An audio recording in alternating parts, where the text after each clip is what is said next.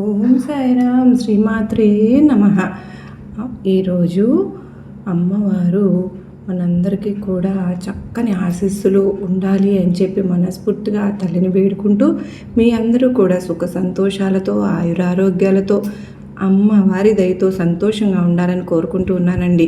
మరి ఈరోజు అమ్మవారి మాట, ఈ సందేశం ఏంటో తెలుసుకుందామా?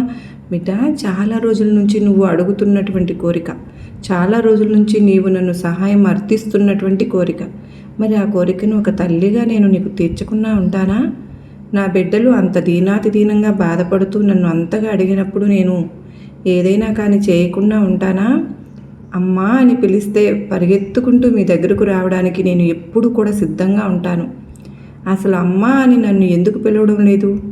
ఇంత ఆపదలో ఉన్నా కానీ ఈ పిచ్చివాడు, ఈ పిచ్చి తల్లి నన్నెందుకు కనీసం పిలవడం లేదని చెప్పి నేను ఇంకా ఎదురు చూస్తూ ఉంటాను తెలుసా? సరే, విషయానికి వస్తే ఈరోజు నువ్వు కోరినంత ధనాన్ని నీ చేతికి ఇవ్వాలని ఈరోజు అనుకుంటూ ఉన్నాను. ఎందుకో తెలుసా బిడ్డ? రేపే శుక్రవారం. నీకు తెలుసా అమ్మా, నీకోసమే అమ్మవారు మరి ఈ సందేశంలో ఏదో తెలవని పరమార్థం అనేది దాగి ఉంది కదండి. మన కోసమే తీసుకొస్తూ ఉన్నాను అని చెప్తూ ఉన్నారు. అదేంటో తెలుసుకుందామండి. తల్లి, నీకు మనసంతా కూడా చాలా ఎక్కువగా భారంగా ఉంది కదూ. అలాగే నీకోసం భగవంతుడు నిజంగా ఈరోజు ఈ సందేశాన్ని పంపించాడని మనస్ఫూర్తిగా నమ్ము. నేను నీ మాటలను వింటున్నాను, అలాగే నేను చూస్తూ ఉన్నాను. నువ్వు చేసేటటువంటి పోరాటం అంతా కూడా నాకు తెలుసు. నువ్వు ఊహించని మార్గంలో, ఊహించని విధంగా డబ్బు అనేది నీ జీవితంలోకి రావడం నువ్వు కళ్ళారా చూస్తావు. నువ్వు అనుకుంటున్నావు భగవంతుడు నన్ను మర్చిపోయాడని. ఇలా చాలాసార్లు ఎన్నో సందర్భాలు అనుకున్నావు. నేను తప్పు చేస్తున్నానా? నేను చేసే పూజ భగవంతునికి చేరడం లేదా? నాకు మాత్రమే ఇంత కష్టమా అని చెప్పి నువ్వు ఎక్కువగా లోపల నీ మనసును అడుగుతూ ఉన్నావు. కానీ విను, భగవంతుడు ఆలస్యం చేస్తాడే కానీ నిర్లక్ష్యం మాత్రం చేయడు. నువ్వు చూస్తున్నటువంటి ఆలస్యం తిరస్కారం కానే కాదు. కేవలం నువ్వు చూస్తున్నటువంటి ఆలస్యం అనేది నిన్ను మరింత దృఢంగా చేయడం కోసమే. నువ్వు కోరిన డబ్బు అప్పుడే వచ్చి ఉంటే నువ్వు దాన్ని మోయగలిగేదానివి కాదు. భగవంతుడే నిన్ను ఆపాడు. ఎందుకంటే నీ ఆలోచన పెరగాలి, నీ ఓర్పు పెరగాలి, నీ విశ్వాసం మరింత ఎక్కువగా దృఢంగా మారాలి. ఎందుకంటే నువ్వు అడిగింది చిన్న మొత్తం కాదు. అంతేకాకుండా నువ్వు అడిగింది కేవలం నీ దగ్గర అవసరానికి మాత్రమే అడిగావు. కానీ భగవంతుడు ఇవ్వబోతోంది చాలా పెద్ద బాధ్యతను ఇవ్వబోతున్నాడు. అలాగే శాశ్వతమైనది ఇవ్వబోతున్నాడు. ఇక ఇది సాధారణమైనటువంటి నెల కాదు. భగవంతుడు అంటూ ఉన్నాడు, తప్పకుండా ఈరోజు నీ జీవితంలో ఒక మార్పు మొదలవ్వబోతుంది. గతంలో నువ్వు కోల్పోయినవి తప్పకుండా తిరిగిచ్చేటటువంటి సమయం అనేది, మూసుకుపోయినటువంటి తలుపులు మరలా తెరుచుకునేటటువంటి సమయం అనేది నువ్వు కళ్ళారా చూస్తావు. నీకు వచ్చే డబ్బు కేవలం నోట్లు కాదు, అది నీ గౌరవాన్ని తిరిగి మరలా నీకు తీసుకొస్తుంది. నీ కుటుంబంలో శాంతిని తీసుకొస్తుంది, నీ ముఖంలో నవ్వును తీసుకొస్తుంది. భగవంతుడు నీ కన్నీళ్లను లెక్క పెట్టాడమ్మా. నువ్వు రాత్రికి ఎవరికీ తెలియకుండా ఎన్నోసార్లు ఏడ్చావు. నీకు గుర్తులేదు, కానీ నాకు బాగా గుర్తుంది. నీ కన్నీళ్లు ఏమాత్రం వ్యర్థం కానే కావు తల్లి. అలాగే భగవంతుడు నీకు అన్ని విధాలుగా కూడా నీ జీవితం అనేది మార్చబోతున్నాడు. విత్తనాల ఫలితం అనేది తప్పకుండా రాబోతుంది. భగవంతుడు నాటినటువంటి ప్రతి విత్తనం కూడా ఒక మంచి చెట్టుగా మారబోతుంది. ఆ చెట్టు ఎన్నో రకాల ఫలాలను నీకు ఇవ్వబోతుంది. నీ ఊహల కంటే కూడా ప్రణాళిక అనేది చాలా పెద్దది. డబ్బును ఊహించినటువంటి వ్యక్తి ద్వారా కావచ్చు, లేదంటే నువ్వు చేసినటువంటి కష్టమే ఒక మంచి ప్రతిఫలంగా నీ దగ్గరకు రావచ్చు. ఇలా ఊహించినటువంటి విధంగా తారాస్థాయిలో నీ దగ్గరకు చేరుకుంటుంది. నీ మనసును ఎప్పుడు కూడా మూసుకోవద్దు. నీ పని ఏంటి అంటే, భగవంతుడు అన్నీ చేస్తున్నాడు, కానీ ఒక పని భగవంతునికి అప్పగించాను కనుక తప్పకుండా ఆయన మీద నమ్మకం అనేది ఏర్పరచుకోవాలనేది మాత్రమే నువ్వు అనుకో. నీ మనసులో ఉన్నటువంటి ఆలోచన మూసివేయవద్దు. అలాగే నీలో ఉన్నటువంటి నమ్మకాలను కూడా మూసివేయవద్దు. ఈ నెలలోనే నువ్వు తప్పకుండా శుభవార్తలను వింటావు. అలాగే నమ్మకం కోల్పోవద్దమ్మా. భయాన్ని పోషించనవద్దు. కృతజ్ఞతతో ఉండి ఎదురు చూడు. ఎందుకంటే ఈ విశ్వాసం అనేది ఉంటుంది చూడు, అది ఎన్నో అద్భుతాలు జరిగేలాగా చేస్తుంది. ఇప్పుడు ఒక క్షణం ఆగు. నీ గుండె మీద చేయి పెట్టుకుని ఈ మాటలు మౌనంగా విను. భగవంతుడు నా జీవితంలో ఎన్నో పనులు చేశాడు, ఎన్నో సహాయాలను అందించాడు. అలాగే ఇప్పుడు ఈ జీవితంలో ఈరోజు ఈ సందేశాన్ని నేను వింటున్నాను అంటేనే ఏదో ఒక కారణం అయితే లేకుండా ఉండదు. నా జీవితంలో ఏదో మిరాకిల్ అనేది నేను నమ్మినటువంటి ఆ భగవంతుడు చేయబోతున్నాడు అని చెప్పి నీ మనసులోనైనా సరే కానీ ఒక్కసారి నాకు కృతజ్ఞత చెప్పుకుంటే చాలు. ఈ నెలలోనే నీ జీవితంలోకి ఎంతో అద్భుతమైనటువంటి చాలా రకాల శుభవార్తలు వినేలాగా చేస్తాను. నేను నిన్ను సిద్ధంగా ఉంచబోతున్నాను. ఇప్పుడు నేను చెప్పబోయేది ఏంటి అంటే, డబ్బు ఇప్పటి వరకు ఆగిపోయింది. ఎందుకంటే భగవంతుడు కొన్ని తీసేసినవి అవి అనవసరమైనవి. అయితే నువ్వు భయపడవద్దు. మరింత ఎక్కువగా నువ్వు దృఢపరచుకో. నువ్వు సిద్ధంగా ఉండు. అలాగే ఈరోజు నేను నీకు ప్రతి ఒక్క విషయాన్ని కూడా చెప్పబోతున్నాను. అంటే నువ్వు వింటున్నావు అంటేనే అదృష్టం కానే కాదు. భగవంతుడు నిన్ను విడిచిపెట్టలేదని నీకు గుర్తు చేస్తున్నాడు. భగవంతుడు నీతో మాట్లాడుతున్నాడని నీకు గుర్తు చేస్తున్నాడు. భగవంతుడు ఇప్పుడు నీతో ఇలా చెప్పబోతున్నాడు, నిన్ను ఎప్పుడు కూడా ఆపలేదు. నేను నిన్ను పెద్దగా ఆశీర్వదించాను. డబ్బు ఆగిపోయింది అంటే అది నీ శాపం కాదు. నువ్వు అనుకున్నావు కదా, నా జీవితం అనేది ఎక్కడ ఆగిపోతుందో, ఎంత ప్రయత్నించినా కానీ డబ్బు రావడం లేదే, అన్ని తలుపులు మూసుకుపోయాయి అని అనుకుంటున్నావు కదా. విను, డబ్బు ఆగిపోవడం శిక్ష కాదు, అదే రక్షణ.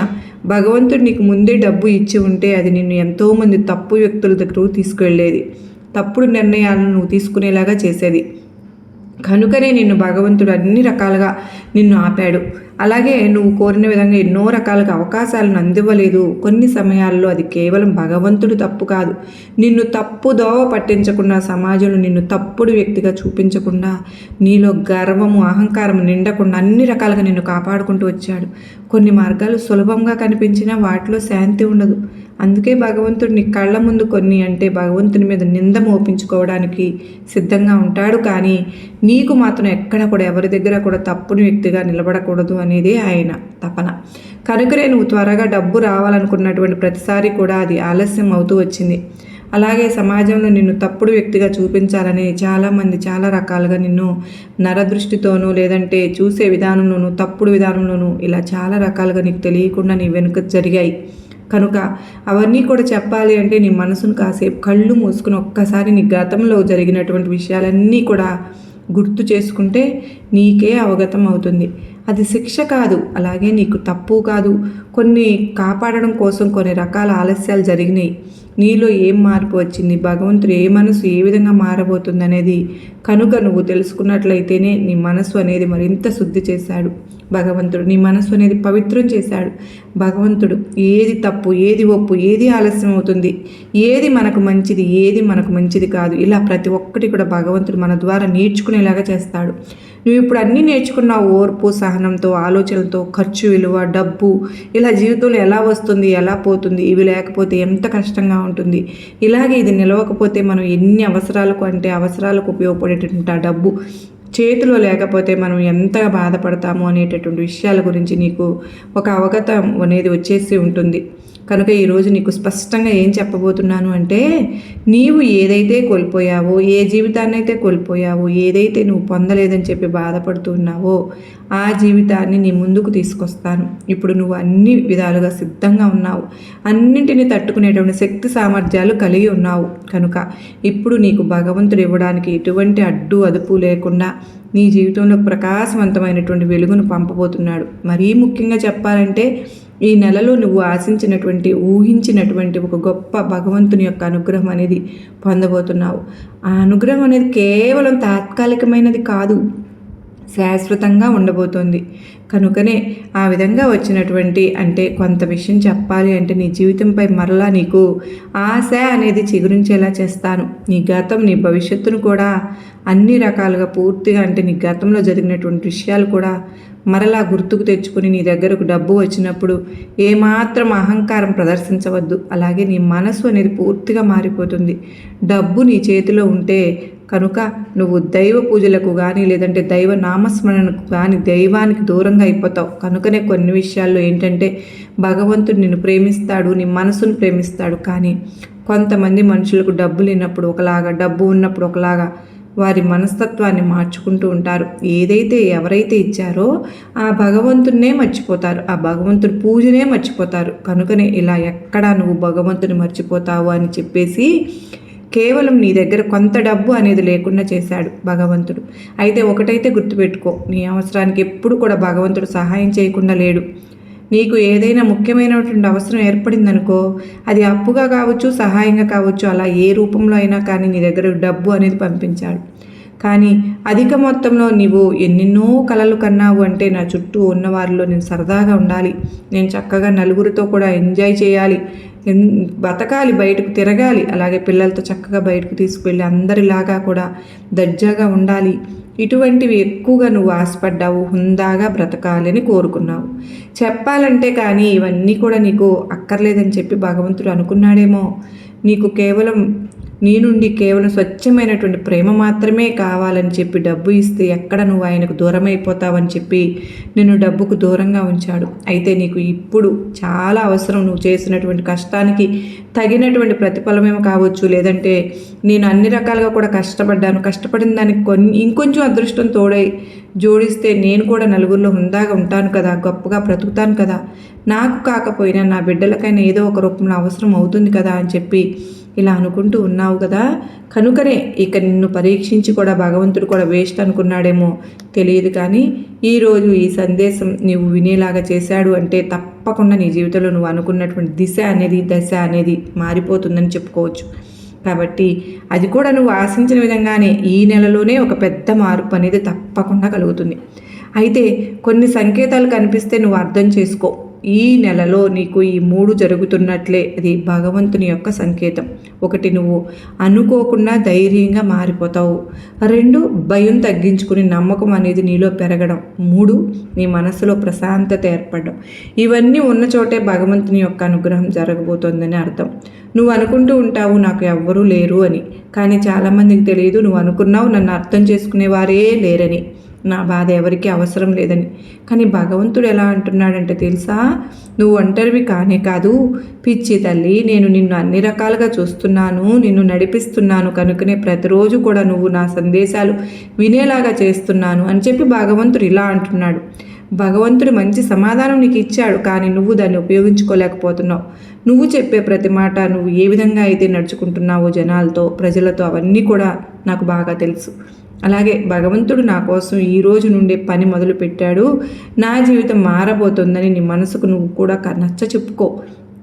ఈ నోటి మాటలు నీ జీవితాన్ని నడిపిస్తాయి. ఇప్పుడు కళ్ళు మూసుకుని ఒక్కసారి నీ ఇష్టదైవాన్ని తలుచుకుని దైవానికి కృతజ్ఞతలు చెప్పుకో. అలాగే నేను ఆశించినటువంటి, నేను నమ్మినటువంటి భగవంతుడు నన్ను అన్ని విధాలుగా కూడా నెమ్మదిగా నా చుట్టూ తిరుగుతూనే ఉన్నాడు.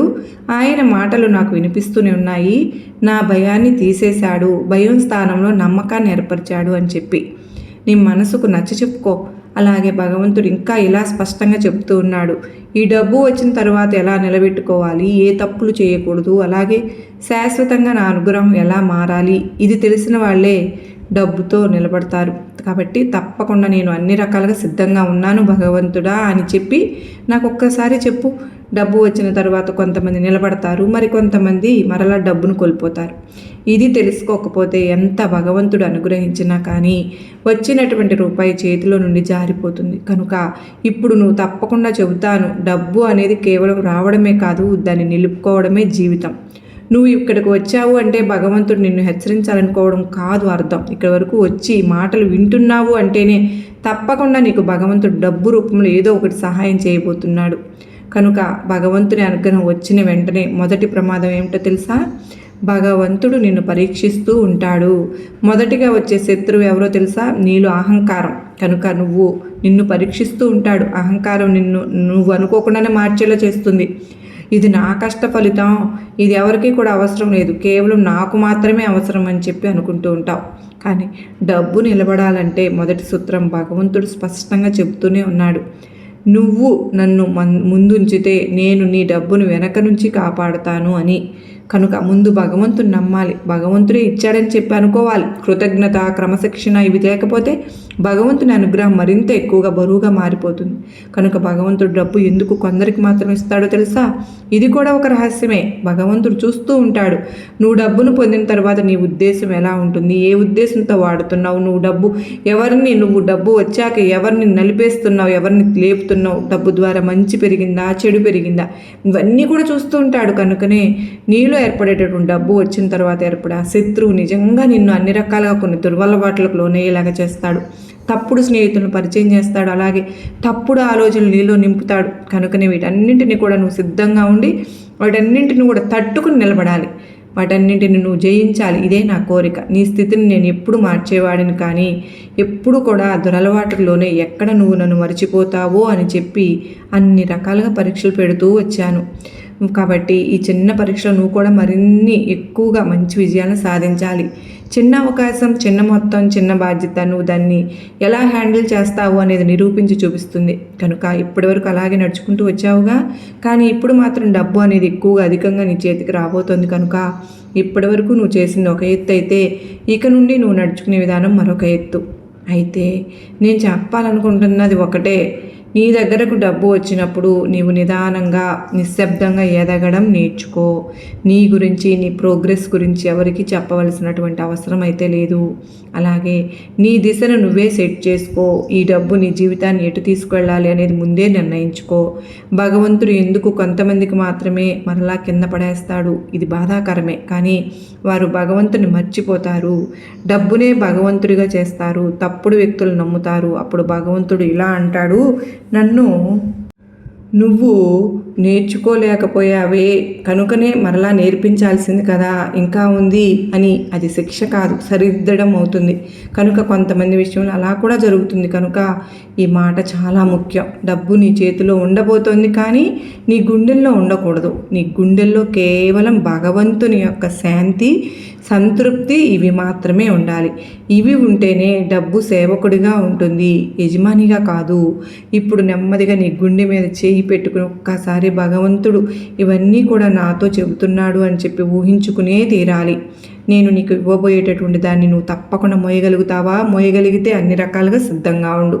నీలో ఉన్న భయం తగ్గిపోయింది కదా, నీ లోపల ఒక ధైర్యం పెరిగింది కదూ. ఇప్పుడు భగవంతుడు నీ దగ్గరకు రాబోతున్నాడనే ఒక మంచి ఆలోచనలతో నువ్వు ఉండు. నువ్వు నమ్మినటువంటి ఆ భగవంతుడు నిన్ను ఎట్టి పరిస్థితుల్లో కూడా మోసం చేయలేదు. విన్నారు కదండి, చక్కని సందేశం. మీ అందరికీ కూడా నచ్చిందనే అనుకుంటున్నాను. గొప్ప నమ్మకాన్ని, ధైర్యాన్ని కలిగించింది అనుకున్న ప్రతి ఒక్కరూ ఈ వీడియోకు ఒక చిన్న లైక్ ఇచ్చి సబ్స్క్రైబ్ చేసుకుని నాకు సపోర్ట్ అందించండి. మరలా మరో చక్కని సందేశంతో కలుసుకుంటాను. అంతవరకు అమ్మవారి ఆశీస్సులు మనందరిపైన నిండుగా మెండుగా ఉండాలని మనస్ఫూర్తిగా ఆ తల్లిని వేడుకుంటూ అందరికీ నమస్కారం అండి. శ్రీమాత్రే నమః అని కామెంట్ చేయడం మాత్రం మర్చిపోవద్దు ఫ్రెండ్స్. సర్వే జనా సుఖినో భవంతు, లోకా సమస్త సుఖినో భవంతు.